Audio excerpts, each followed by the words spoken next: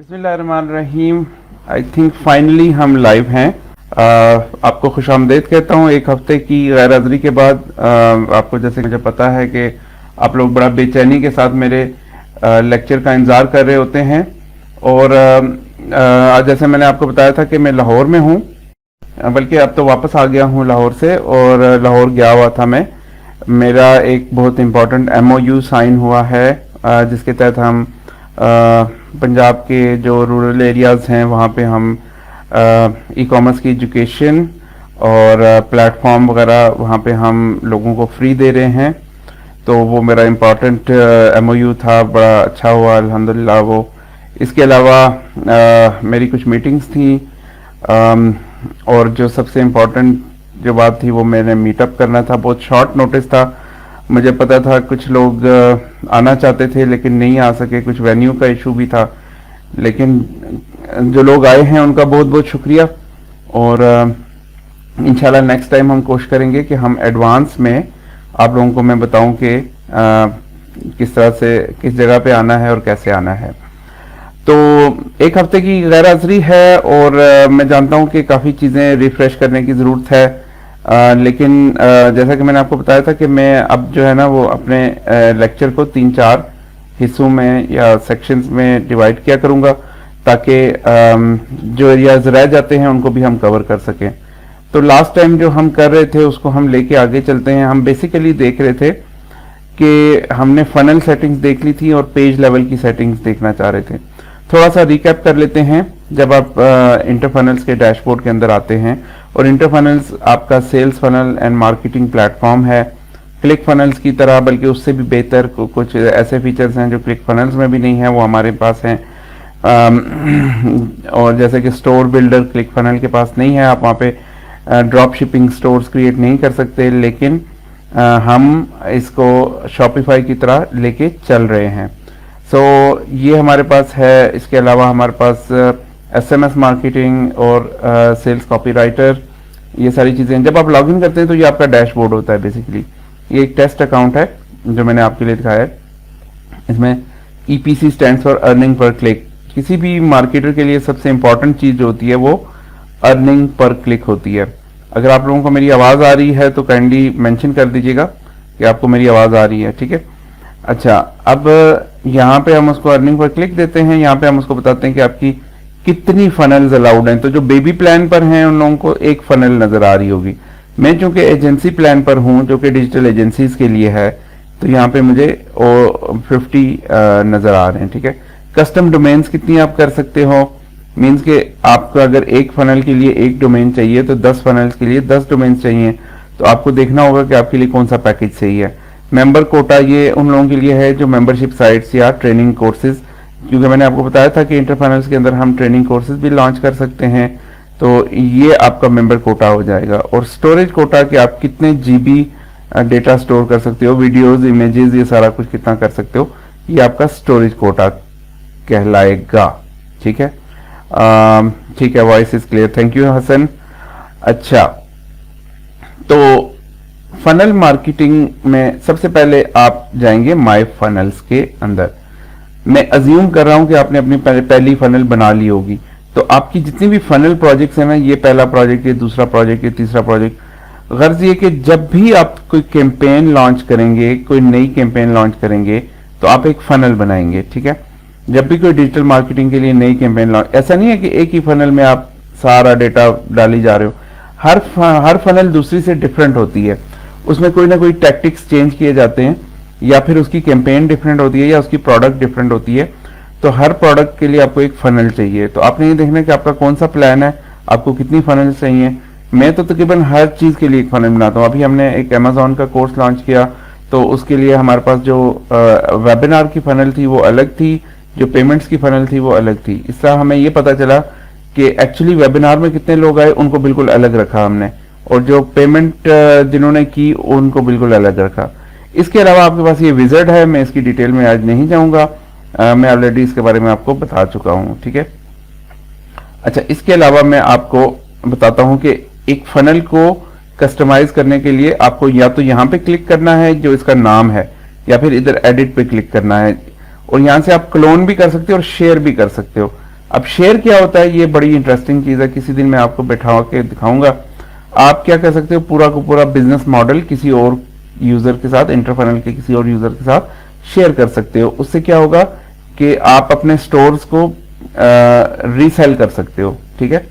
जिस तरह आप एक फ्लिपिंग करते हो ना, एसेट फ्लिपिंग करते हो, इसी तरह आप अपने स्टोर, एक चलता हुआ स्टोर है, आपके लिए वो मार्केट बहुत बड़ी है, आप ये कर सकते हो कि 10-15 लोगों को 1-1 लाख रुपए में वो स्टोर बेच दो, बना बनाया 50,000 रुपए में बेच दो, 25,000 में बेच दो।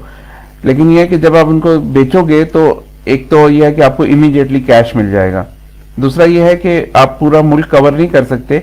एक बंदे को आप कराची में दे दो, एक को लाहौर में बेच दो, एक वो उसको कहो यार आप अपने लोकल एरिया में अपनी फनल चलाओ, मैं आपके साथ शेयर कर देता हूं। तो शेयरिंग से भी आप पैसे कमा सकते हैं, ये बहुत बड़ा इनकम सोर्स है ये शेयर फनल।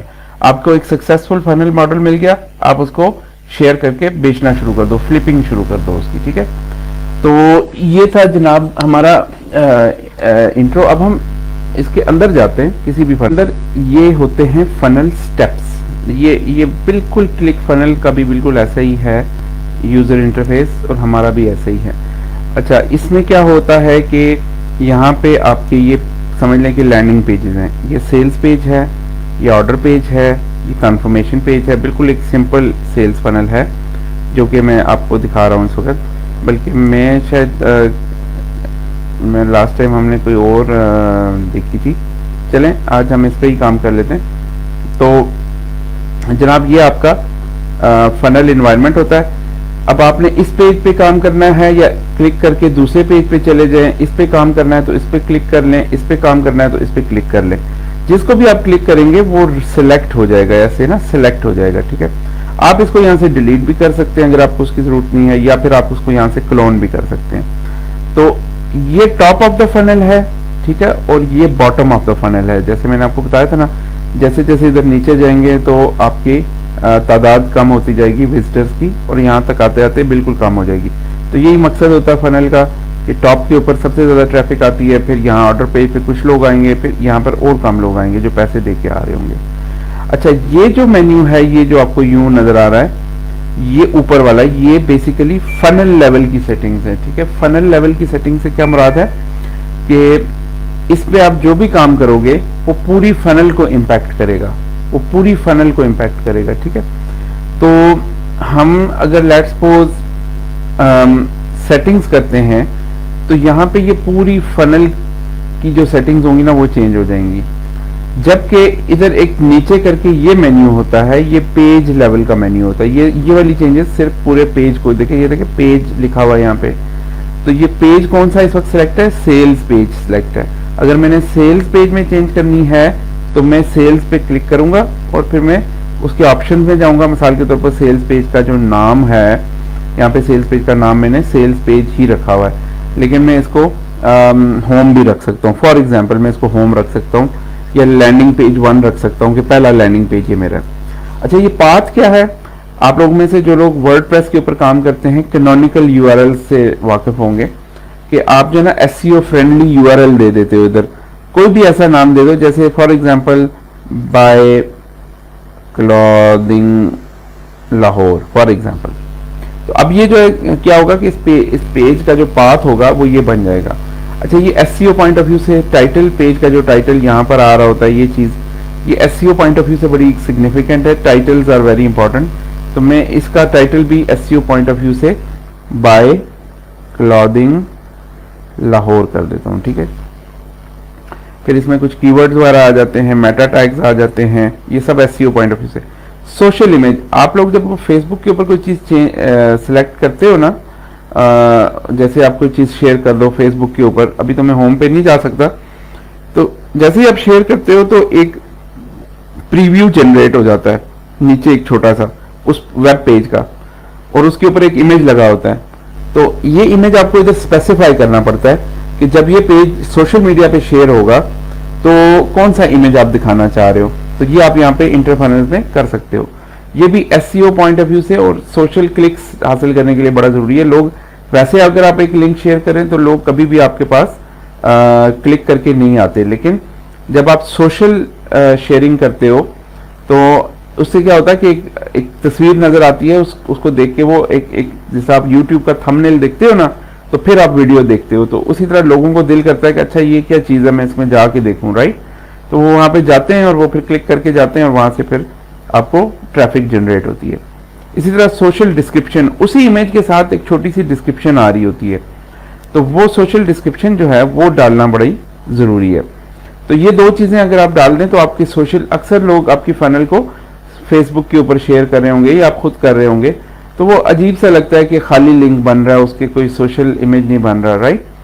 तो उस पॉइंट ऑफ व्यू से ये बड़ी अच्छी है। तो ये सोशल इमेज का टाइटल है, ये उसकी डिस्क्रिप्शन है, और यहाँ पे आप उसको मीडिया गैलरी से सिलेक्ट करके तो ऐड भी कर सकते हो। मीडिया गैलरी मैंने आपको पिछले लेक्चर्स में बताई थी कि हमारी अपनी इमेज गैलरी है, उसके अंदर आप अपने इमेजेस अपलोड कर सकते हो, वीडियोस अपलोड कर सकते हो और डाउनलोडेबल प्रोडक्ट्स भी अपलोड कर सकते हो, ठीक है। इसको अब मैं इसके यहाँ पे सेव करता हूँ। तो ये जो चेंज मैं कर रहा हूँ ना, ये पेज लेवल की चेंज कर रहा हूँ, राइट।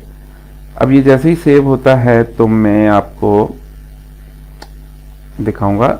हाँ, अब मैं वापस जब मैं पेजेस ओवरव्यू में जाऊंगा तो क्या होगा कि यहाँ पे देखिए, यहाँ पे ये जो पाथ बना है ना, ये वाला, ये वही पाथ बना है जो मैंने वहां पे दिया था।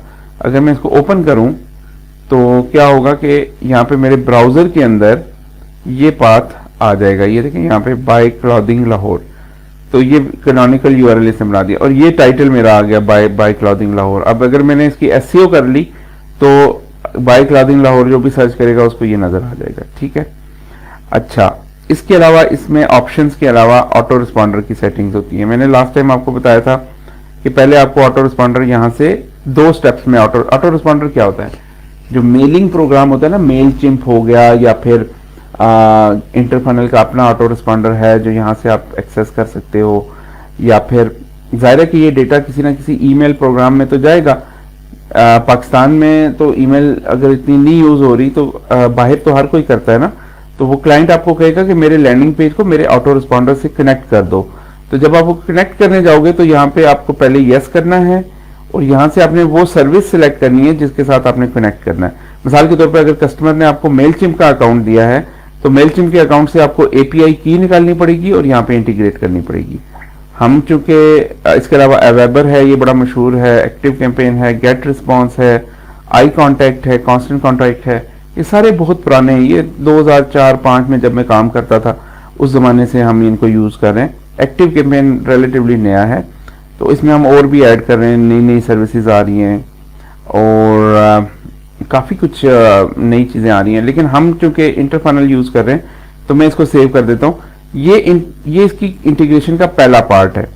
दूसरा पार्ट आपका पेज लेवल के ऊपर होता है, क्योंकि हमने यहाँ पे फॉर्म लगाना है ना।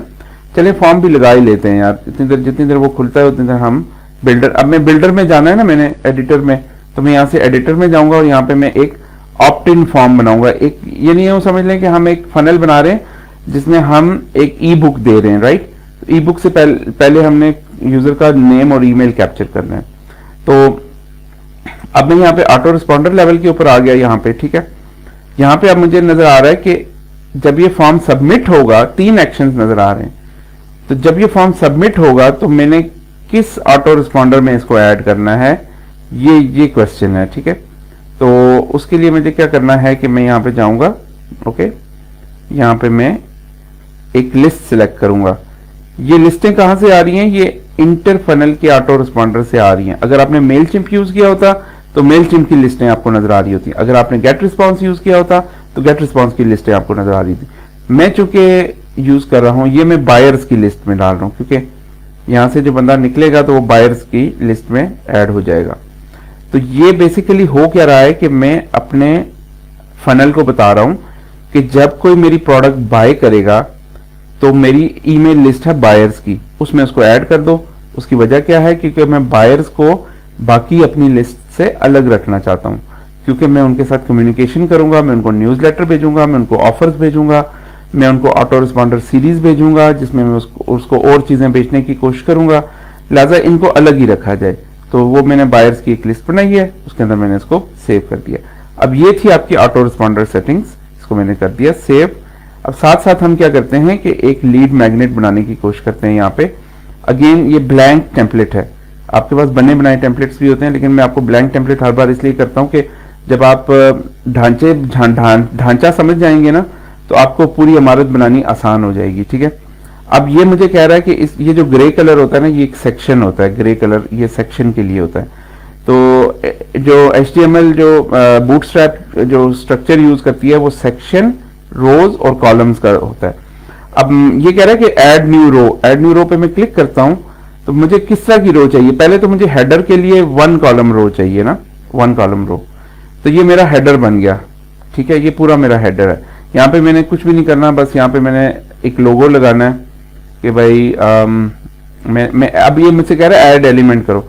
अब ये देखो आपको यहाँ पे एक ग्रीन बार नजर आ गई, ये रो के लिए होती है, ग्रीन रो के लिए होती है, ग्रे कॉलम के लिए होती है। तो ये रो में हूं और एक कॉलम की रो है, तो इसलिए एक ही कॉलम नजर आ रहा है। अब मैं यहां से उठा के तो कोई अच्छा सा मैं इसको टाइटल दे देता हूं, get your T shirt free. ठीक है, और मैं इसको सिलेक्ट करता हूं, फिर मैं इसको यहां पे ना कोई स्टाइलिश सा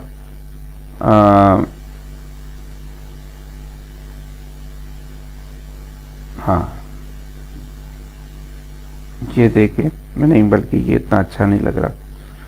अब मैं इसको एरियल ब्लैक दे देता हूं और मैं इसको सेंटर लाइन कर देता हूं यहां से।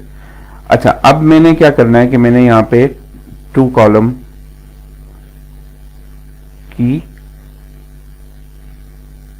एक नया सेक्शन ड्रॉप करना है यहां पे। ये मेरा नया सेक्शन आ गया। नो ये रो आ गई, सॉरी, मैंने रो नहीं बनानी थी, क्योंकि मेरा ऊपर वाला सेक्शन जो है ये ऐसे ही रहेगा, और इसके नीचे जो है ना मैंने एक नया 2 कॉलम का ये ड्रॉप करना है। हाँ, अब देखें, ये एक सेक्शन है क्योंकि ये ग्रे है, ये दूसरा सेक्शन है, ये टॉप सेक्शन है, ये बॉटम सेक्शन है, और इसके नीचे मुझे एक फुटर भी चाहिए होगा। ठीक है, तो मैं सेक्शन में जाता हूं, मुझे फुटर बनाने की कोई जरूरत नहीं है, मेरे पास यहाँ पे बने बनाए फुटर्स मौजूद हैं।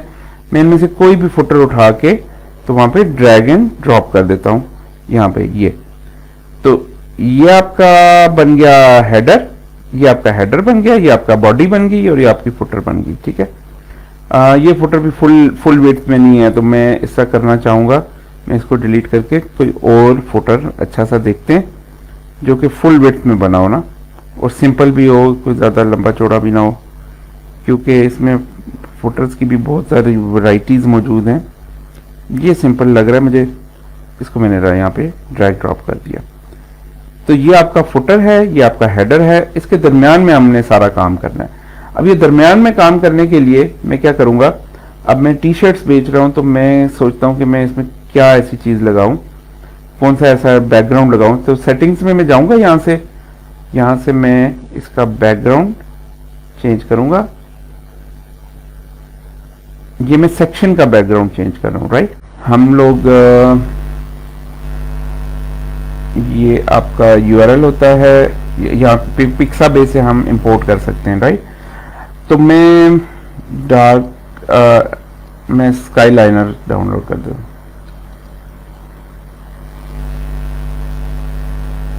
को डार्क शेप में ना स्काईलाइंस अगर हमें मिल जाती हैं, ये भी अच्छा है ग्रे में।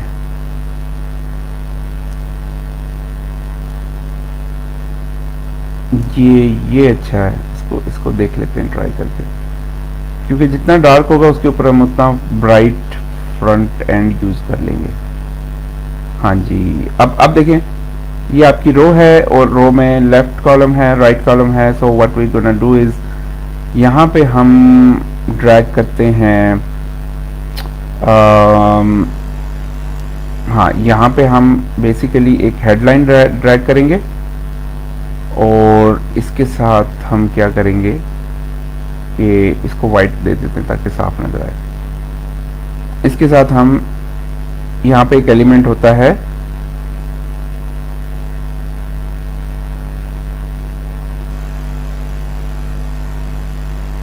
बुलेट लिस्ट का, इसको मैं यहाँ पे ड्रैग ड्रॉप करता हूँ।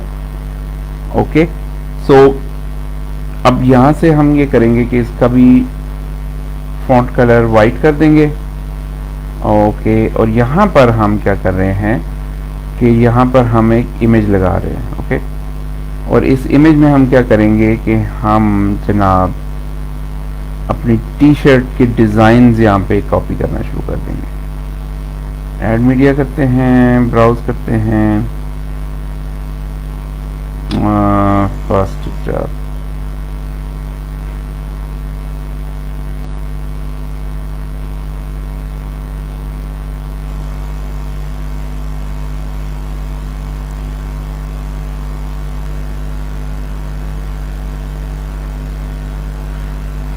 ये कुछ टी शर्ट्स मेरे पास पड़ी हुई हैं, देखते हैं मल्टीपल करने देता है आपको, ओपन कर लेते हैं इनको।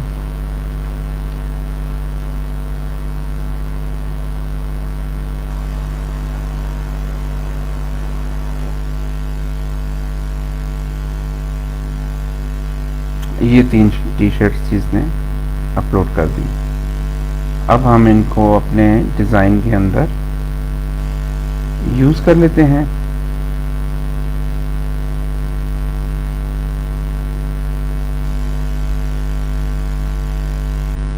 एक मिनट है, मैं इसको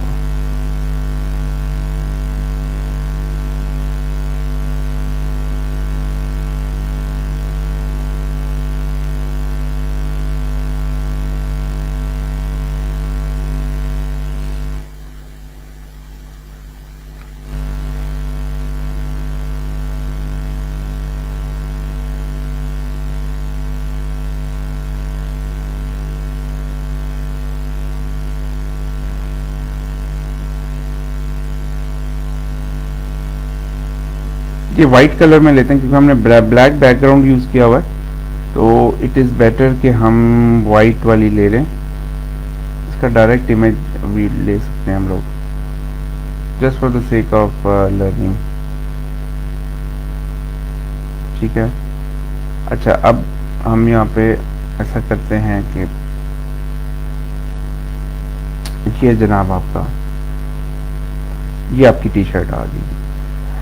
अच्छा, अब यहाँ पे ये एज ए बेट यूज हो रहा है, ठीक है ना, कि भाई आपको इस तरह की टी शर्ट चाहिए, इसके ऊपर आप कस्टम लिखवा सकते हैं, ठीक है ना। गेट कस्टम, इसको हम कहते हैं गेट कस्टम टी शर्ट। ठीक है, ये कॉपी राइटिंग कर रहे हो आप यहाँ पे। प्रिंट ऑन डिमांड, ओके, ठीक हो गया। प्रिंट योर लोगो, जो भी इसकी आप जो इसकी खास चीजें वो आप यहाँ पे लिख सकते हो। गिफ्ट योर फ्रेंड्स, मतलब you can go on and on, ठीक है ना। ये इसको आप जितना भी करना चाहो कर सकते हो, ठीक है। तो आप यहाँ पे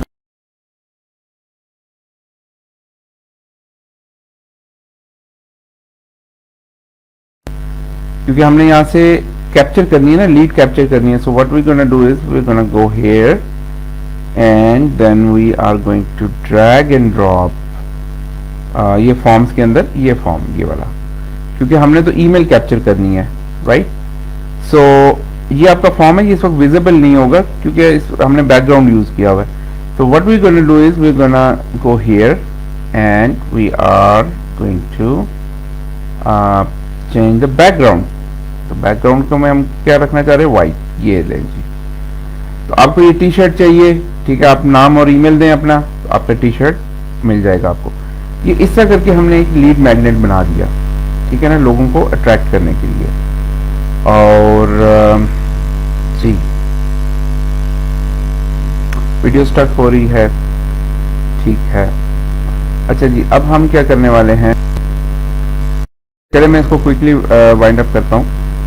अच्छा, इसके बाद मैं आपको जो चीज़ दिखाना चाह रहा था वो ये थी कि इसमें आपके ऑप्शंस आ गए, वर्जन्स आ गए।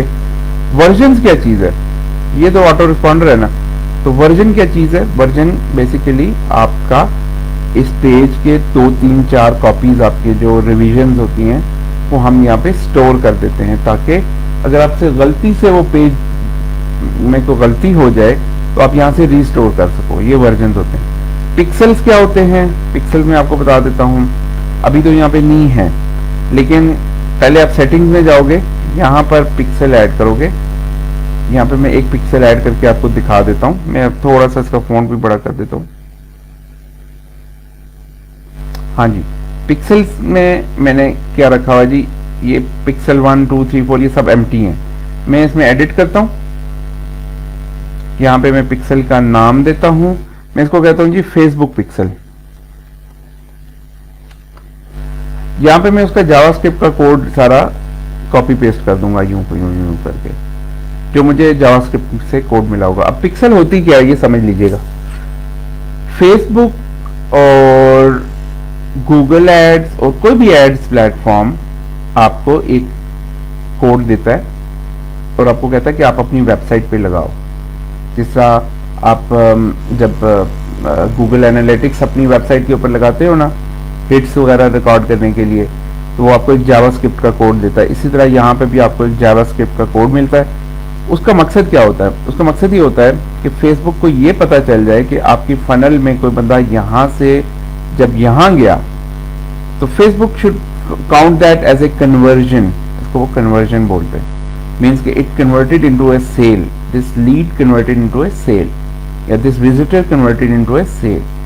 उससे फायदा क्या होता है कि फेसबुक को एक फीडबैक मिल जाती है और उसकी बेस के ऊपर वो अपना एल्गोरिदम को अपडेट करता है और आपको उसी तरह के बंदों को भेजना शुरू करता है कि जो आपसे बाय करना चाहते हैं, उसी तरह के लोगों को आपका एड दिखाना शुरू कर देता है, राइट। तो पिक्सल लगाने से आपकी एड ऑप्टिमाइजेशन होती है, आपका बजट ऑप्टिमाइजेशन होती है, काफी फायदे होते हैं इसके, इसलिए हर मार्केटर इसको यूज करता है। अब एक नई मसला आ गया कि फेसबुक की जो कन्वर्जन एपीआई है, इसको सी एपीआई कहते हैं।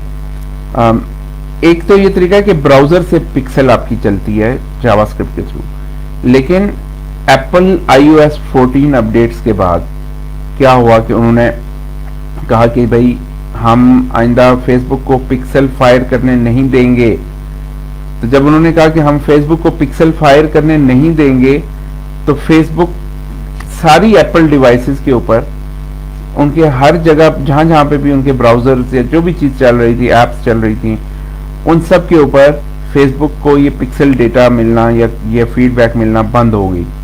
तो उन्होंने क्या किया कि उन्होंने कहा कि आप एक नया सोल्यूशन उन्होंने निकाला, उसको सी एपीआई कहते हैं, कन्वर्जन एपीआई, सी एपीआई। तो सी एपीआई का फायदा क्या होता है कि उसमें ब्राउजर निकल जाता है, सर्वर टू सर्वर कॉल हो रही होती है, तो ब्राउजर में उसकी जरूरत नहीं होती। उसको सेटअप करने का एक तरीका हमारे ब्लॉग के ऊपर इसकी वीडियो भी मौजूद है। पिक्सल आईडी यहाँ पे आप डालेंगे, साथ आप टोकन आईडी डालेंगे और इस तरह आपका ये बेसिकली सेव हो जाएगा, ठीक है।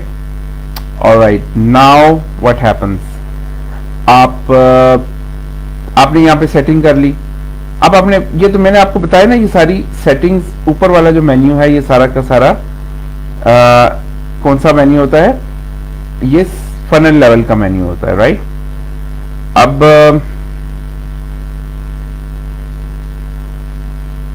ओके राबिया, मैं देखता हूं।